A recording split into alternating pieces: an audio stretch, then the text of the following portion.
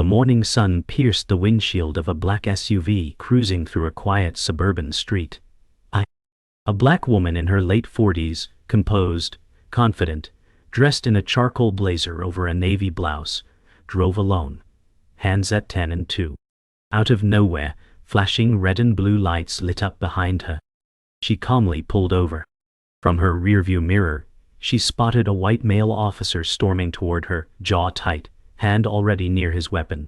He didn't approach with caution. He approached like a man on a mission. License and registration? He barked without introduction. She handed them over, her fingers steady, but her eyes unblinking. "Is there a reason I'm being stopped, officer?" she asked, voice level. He scoffed. "We'll get to that." The tension was immediate, electrified by prejudice and power. In that moment she knew exactly what this was, but she didn't flinch. Not yet. The world outside the car slowed, but inside her resolve crystallized. This would not end the way he thought. The officer didn't bother explaining himself. He glanced at her license, then smirked. "Out-of-towners driving luxury vehicles always catch my eye," he said, tone dripping with assumption. She remained quiet, her expression unreadable. He circled the car slowly, inspecting the plates, the windows, the tires. Car registered to a law enforcement agency. "Interesting," he muttered, mostly to himself. She watched him through the side mirror, her breath steady, posture upright. He tapped on the rear panel, then came back to the window. "Step out of the vehicle," he ordered. Her brows lifted, but she complied without argument. "For what reason?" she asked again.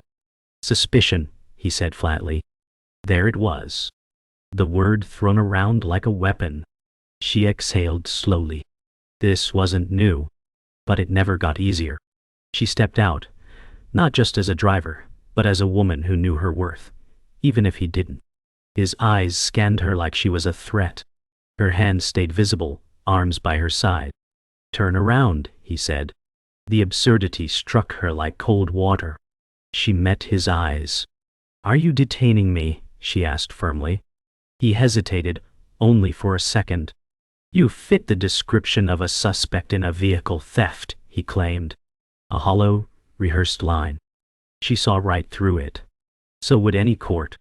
But out here, on this street, facts didn't matter. His bias did. She didn't resist, didn't raise her voice. She just stood, letting the moment indict him silently. Another officer arrived, stepping out of a second cruiser. The first officer glanced over his shoulder, then straightened, puffing up his chest. Power games. She folded her arms slowly, eyes still locked on him. She would not be humiliated. Not by someone who didn't even know who he was looking at. "Ma'am, I'm giving you a lawful order," the officer growled. She didn't budge. "Then I need your badge number," she said, her voice steady, razor sharp. His nostrils flared. "I'm not required to provide that right now," he lied. The second officer, younger, hovered awkwardly behind him. She clocked it, the rookie energy, the unease in his eyes. He knew something wasn't right. "You're escalating something that never needed to happen," she added. Her voice wasn't angry. It was resolute. Controlled. Like she'd been here before. He stepped closer, too close. "Ma'am, step back," he barked. "Or what?" she asked calmly. That threw him. He glanced at the younger officer, then back at her. He was beginning to lose control. Not of her, but of the narrative he'd built in his mind. A voice crackled on the officer's radio, barely audible. She turned her head slightly, catching just enough, mention of her plate, her name. The second officer's brows furrowed. Then, something shifted. He stepped forward, subtly leaned toward the first officer, whispered something. The lead officer froze. She saw it. The moment the dots connected. His arrogance broke, if only for a second. She didn't say a word. She didn't need to. Her silence became thunder. The second officer glanced at her, just briefly, then looked away. The lead stepped back, fumbled his stance, and cleared his throat. "We're just conducting a routine check," he muttered. Her eyes narrowed. You sure about that? She asked. He didn't respond. She turned slowly, re-entered the vehicle. Calm. Unbothered. But inside, the storm had already started. And it wasn't going to end here. She drove in silence. The incident was over, at least outwardly, but the weight of it sat heavy across her shoulders. As she turned onto a tree-lined avenue, her fingers gripped the wheel tighter than she realized. Every traffic stop like that stole something invisible: dignity, security, ease. And this wasn't new. Not for her. Not for a black woman in uniform or out. Her mind drifted to the first time she wore the badge. Years ago. Fresh out of the academy, eyes bright, heart pounding with pride. Back then she thought the uniform would protect her, that it would speak for her before her skin ever had to. She learned quickly. It didn't. And today was just another cruel reminder. But still, she didn't break. Couldn't. She had to carry herself higher, stronger, because the system wasn't built for her. She wasn't just surviving it. She had to lead through it. She parked in her driveway, the engine cutting off with a soft sigh. Before stepping out, she reached into the glove box and retrieved a small photo. Her daughter in her graduation gown, eyes radiant, full of hope. She traced the edge of the frame with her thumb. That girl looked up to her, believed in her, believed in justice, because her mother wore a badge and made it mean something. But how do you explain to your daughter that your badge doesn't always shield you? That even now, a man with less training, less discipline, and far less restraint could try to humiliate her in broad daylight? She exhaled and closed her eyes. It was one thing to endure it herself. But what would she say the day her daughter faced the same? No, she wouldn't let the system remain this way. She would make it better. Or die trying. Later that day, she stood in front of her bathroom mirror, adjusting her collar. The chief's insignia gleamed on her chest. Her reflection stared back. Not just a woman, but a leader. But beneath the armor, the fatigue was etched deep. Every meeting, every news headline, every tight-lipped city council smile. She carried it all. And still, she pressed forward. Because she had something they didn't: purpose. She fixed her collar, ran her fingers down her pressed navy uniform, and met her own eyes in the mirror. "You're not here to be liked," she whispered. "You're here to change it." She turned, grabbing her badge and holstered sidearm from the dresser. Her daughter's voice rang out from the hallway. "Mom, are you okay?" She paused, her hand on the door. "Yeah, baby. Just thinking." She smiled faintly, then opened the door, and became the chief again. At the breakfast table, her daughter sat cross-legged, scribbling in a notebook. The woman poured coffee, savoring the silence for a breath. "You look serious," her daughter said without looking up. She smiled gently. "Lot on my mind." The teen peered up, sensing more.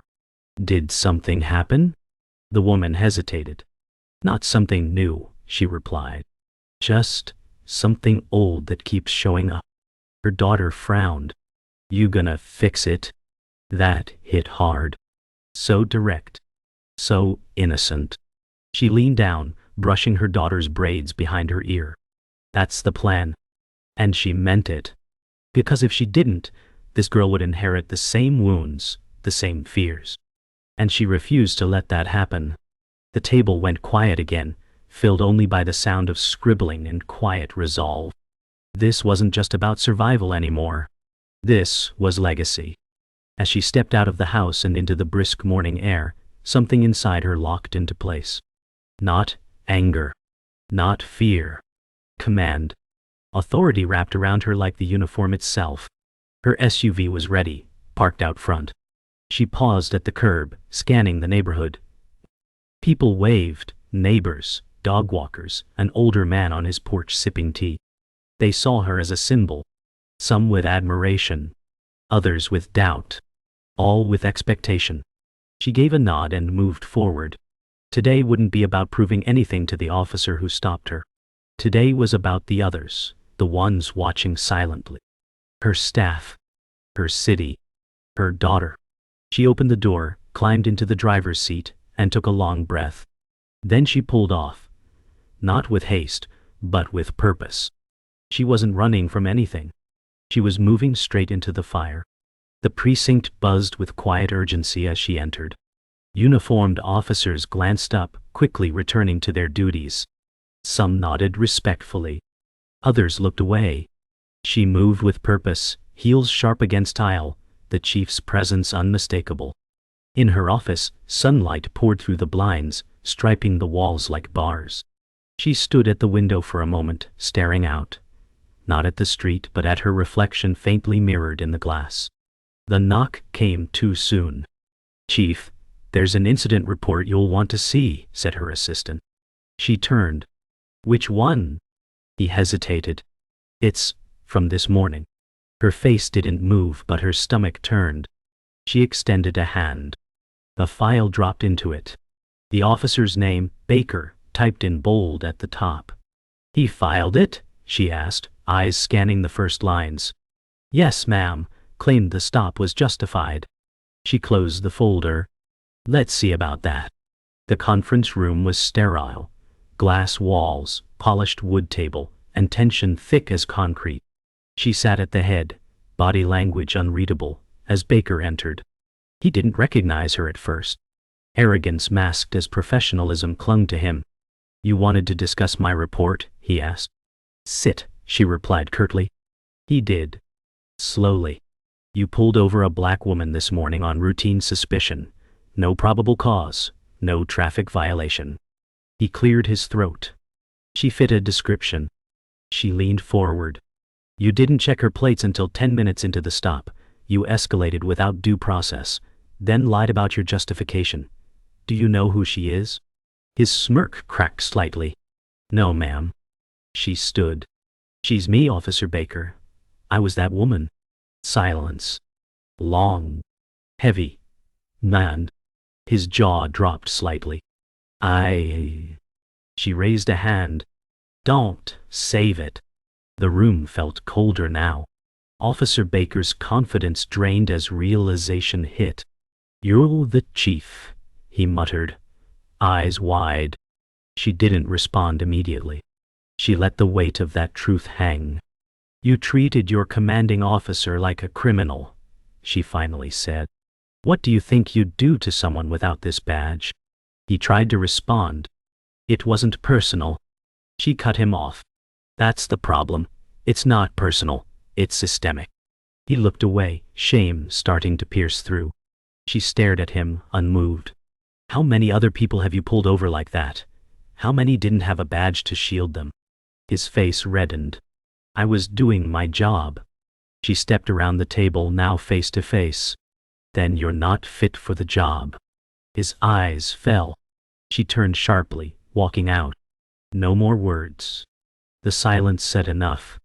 In her office once more, the door now closed, she exhaled deeply, her first real breath all day. Her hand hovered over the desk, then slammed the file down. She sank into her chair, eyes scanning a wall lined with plaques and awards. They looked hollow now. Not because they lacked value, but because they hadn't stopped today's humiliation. Titles didn't shield her. Accolades didn't erase bias. Her phone buzzed. A message from the mayor. "Let's discuss this incident." Of course. Not, "Are you all right?" Not, "That was unacceptable." Just damage control. She silenced the phone, then leaned back, closing her eyes for a beat. The badge was heavy today. Heavier than usual. But she wasn't here for comfort. She was here to rebuild a broken system, starting with the officers inside it. And maybe, just maybe, with herself. A quiet knock interrupted her thoughts. The door cracked open. It was the rookie from the stop, Officer Mills, barely mid-20s. He stepped in hesitantly. "Chief, I recognized you at the scene. I should have said something." She looked up, her voice even. "Why didn't you?" He swallowed hard. I froze. I was afraid of getting in trouble, or making it worse. She nodded slowly, her tone gentler now. "Fear is human. Silence is a choice." He lowered his gaze. I want to do better. She studied him, saw sincerity, saw someone at the edge of change. Then start by owning it. Report what you saw. And never let fear make you complicit again. He nodded firmly. Yes, ma'am. She dismissed him with a glance, and as he left, something shifted. Not redemption. Not yet. But the first crack in a wall built high and deep. It was time. She exited the precinct and walked straight to the operations floor where the patrol unit briefing was about to begin. Officers clustered around, chatting casually, until she stepped in. Conversations stopped mid-sentence. She didn't raise her voice. Didn't need to. I'd like a word before you start, she said calmly, her voice cutting clean through the silence. Officer Baker stood at the back, arms folded, eyes uncertain. She scanned the room. One of your own conducted an unlawful stop this morning. On a citizen. On a colleague. On your chief. Murmurs broke out. Faces froze. Baker's head dropped slightly. Some of you treat the badge like armor. Others treat it like a weapon. If you can't see the difference, you don't belong here. Her words hit like thunder. Low, undeniable, and final. After the room fell into a stunned silence, she reached into her pocket and held up her badge, not for power, but for principle. This didn't protect me, she said. It didn't stop one of our own from treating me like a threat. So imagine what it's like for someone with no shield, no title, no authority. Officers shifted uncomfortably. Some looked away. But one young woman, Officer Liana Torres, met her gaze and nodded. The chief noticed. A flicker of hope. The issue isn't that it happened to me, she continued. The issue is that it keeps happening to people who won't get this microphone. She paused, letting the silence do its work.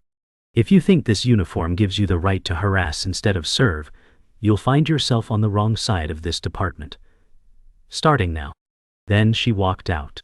She didn't need applause. She needed action. Back in her office, she reviewed the body cam footage. Alone. Silent. The slow click of her mouse punctuated the moments, his voice, his tone, her steady responses.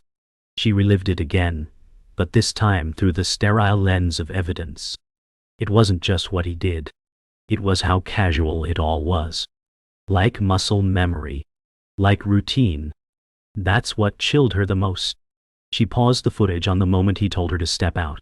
Zoomed in on his face. Still unaware. Still full of authority he hadn't earned. She leaned back, eyes burning. Not from tears, those had long dried up, but from a righteous fury. This wasn't going under review. It was going under fire. She reached for the intercom. Set up a disciplinary hearing. Officer Baker, full review, public memo chew. Her assistant's voice crackled back. Yes, Chief. She clicked play again. No more silence. The hallway outside the disciplinary board was quiet. Too quiet. Officer Baker stood alone, adjusting his collar, sweat blooming under his uniform. Across the hall, the chief approached with even steps, her gaze locked on him. He turned, startled. Chief, he muttered. She didn't stop walking. Save it for the panel. Her voice was cold steel. He looked like a man caught in a storm of his own making, realizing too late there was no umbrella. The doors opened. 3 senior officers inside. 1 city attorney. A recorder already rolling. She took her seat at the head of the board. No anger now. Just purpose. Baker sat stiffly, facing the people who would finally hold him accountable. This wasn't vengeance. It was process. And for once, it would work as it should. The system had ignored too many for too long. Today, it would listen. Inside the boardroom, the hearing began. Officer Baker tried to explain. Deflection, justification, selective memory. But the footage played beside his words, and each one betrayed him. The room sat in silence as the moment of the stop played out. His posture, his voice, her calm clarity. A pause. Then her voice again, Now live, cutting clean through the room. I'm not asking for punishment. I'm asking for accountability. Because if this department protects those who profile, it betrays those who serve with integrity. The city attorney nodded slowly. One board member jotted notes. The chief didn't blink. Do you understand why this matters? She asked Baker directly. He didn't answer. Couldn't. The silence wasn't victory, but it was the beginning of change. And sometimes, that was the loudest sound in the room. The meeting room emptied slowly, but she remained seated. A stillness settled over her, not relief, not triumph. Just clarity. She didn't come to destroy a man's career. She came to dismantle a pattern. Officer Baker had been suspended pending full review. It wasn't justice, but it was movement. As she stared at the vacant chair across from her, she thought of every anonymous victim who wouldn't get a hearing. No footage. No panel. Just pain and silence. The door creaked. Officer Torres entered quietly. That was powerful, she said. The chief nodded. It was necessary. Torres hesitated, then added, You've made space for people like me to speak.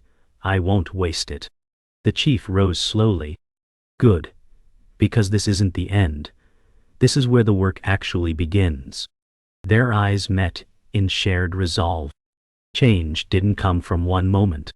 It came from 1,000 small choices stacked together. She returned home that evening. The sun low and golden, her silhouette stretching across the driveway. Her daughter ran out to meet her. You okay? She asked. The chief nodded. Long day. They walked inside together, the girl full of questions, but sensing her mother needed a moment. In the kitchen, the chief stood at the sink, letting cool water run over her fingers. Her reflection in the window looked tired, but grounded. Did you say what needed to be said? The girl asked from the table. Yes, her mother answered. But more than that, I said what needed to be heard. The girl smiled softly. Then you did what you were supposed to. That simple validation, so pure, so real, cut deeper than anything the boardroom offered. Not because it justified the pain, but because it reminded her why she endured it. Later that night, she opened her laptop and began typing. A departmental memo. Not just disciplinary, transformative. She outlined new procedures. Anti-bias retraining, mandatory de-escalation, civilian oversight for all stop and search cases. No vague language. No loopholes. Clear, enforceable, human-centered. She wasn't writing as a bureaucrat. She was writing as a mother, as a citizen, as a survivor. Words became weapons, not to harm, but to rebuild. She attached the footage as required documentation, then paused. Her finger hovered over the send button. Not from fear. From reverence. She knew what this might cost. But she also knew what staying silent always had. She clicked send. The screen blinked. Done. A single ripple cast into the deep end of a broken system. She sat back in her chair, eyes burning from the screen. But her vision had never been clearer. The next morning, the ripple hit. Emails flooded her inbox, some grateful, others defensive. A few anonymous threats. But the overwhelming response? Respect. Officers she hadn't spoken to in weeks approached with cautious support. Thank you, Chief, one said. That needed to happen. She nodded, measured.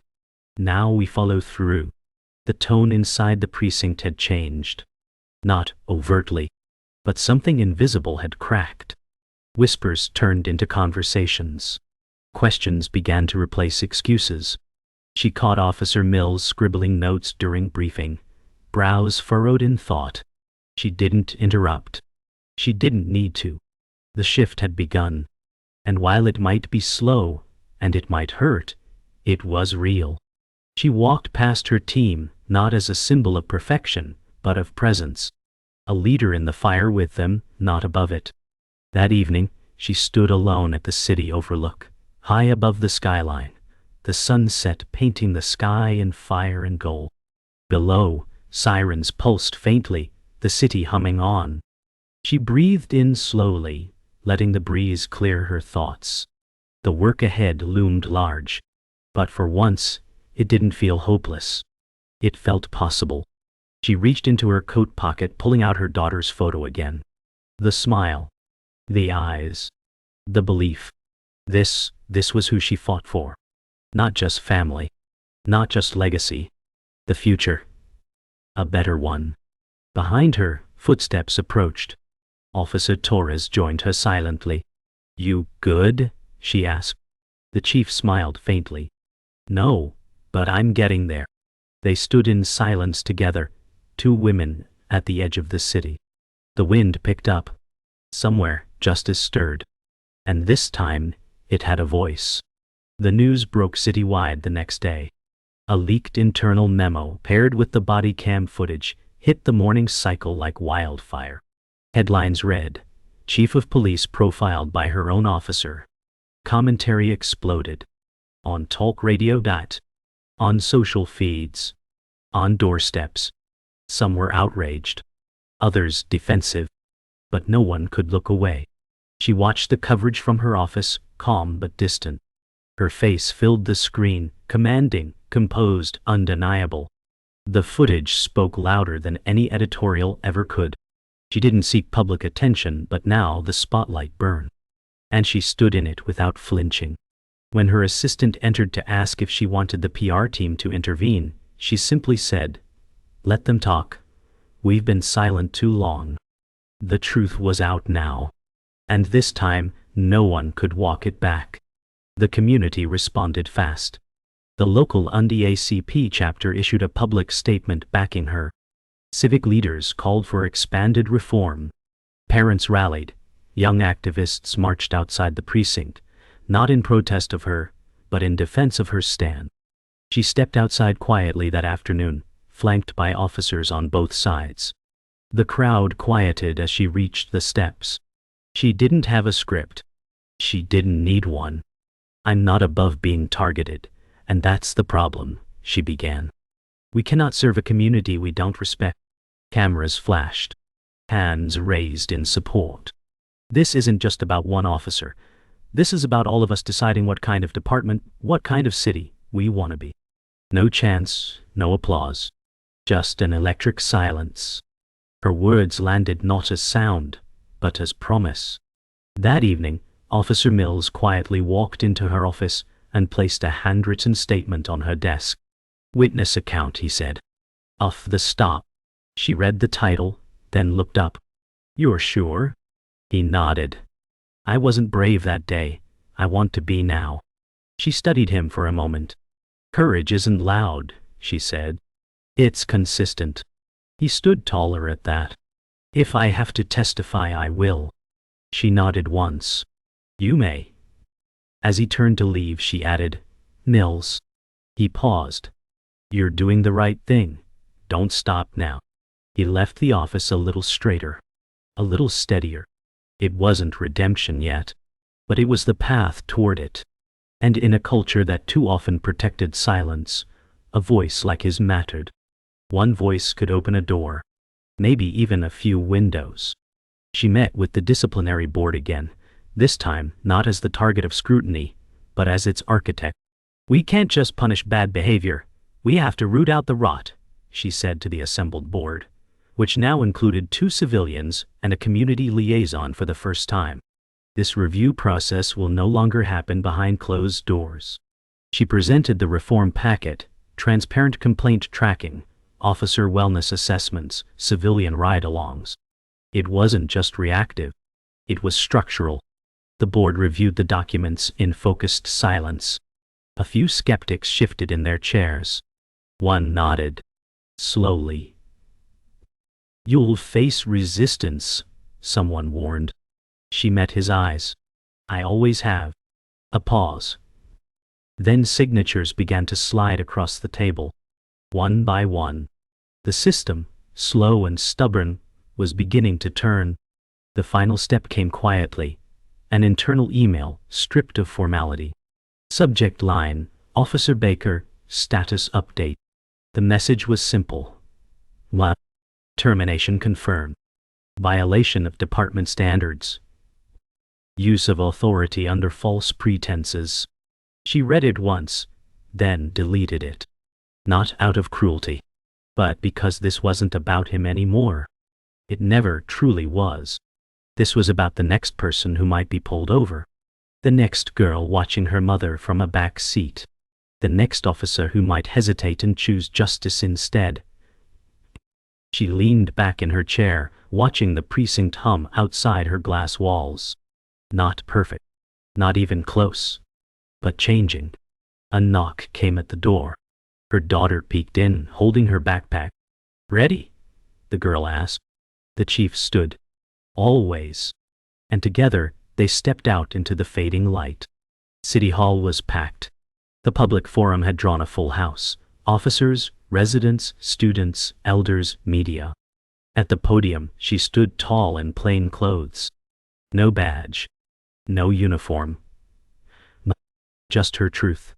"We talk about justice like it's a theory. It's not. It's people," she began. People hurt by systems built to protect them. People waiting for someone in power to do more than apologize. The room was still. No phones rang. No whispers. Just listening. "What happened to me wasn't special. That's why it matters." She paused, eyes scanning the crowd. Her daughter sat in the front row, chin lifted proudly. "I'm not asking you to trust the system again. I'm asking you to help me rebuild it. Openly. Together." She stepped back from the mic. A beat of silence. Then the first round of applause began, not loud but sincere. In the hallway afterward, Officer Mills caught up to her. He looked different, more grounded. "You changed the way I see the badge," he said. "It's not protection. It's responsibility." She nodded. "That's the start." Just behind him, Officer Torres joined them. "You've got more allies than you think," she added. "We're ready to carry the weight too."